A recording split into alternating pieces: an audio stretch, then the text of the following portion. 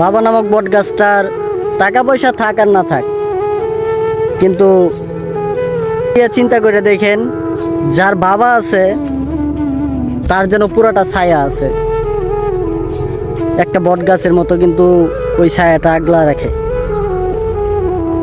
আর যার বাবা নাই তারাই বুঝে, তখন যখন বাবা হারায় ফেলে তখন বুঝে তারা যে বাবা নামক বট গাছটা যখন ছিল তখন কতটা ছায়া ছিল, কতটা আগ্রায় রাখতো।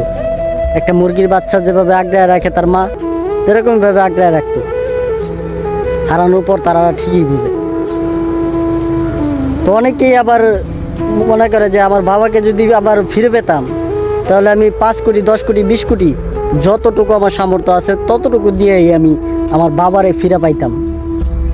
কিন্তু তখন তো লক্ষ কোটি টাকা দিয়েও সেই বাবারে আর ফিরে পাওয়া যাইব না। তো সেই বাবা থাকাকালীন বাবার সেবা যত্ন এবং বাবার কথা শুনে চলবেন, এটাই আমার আশা থাকবে সবার প্রতি।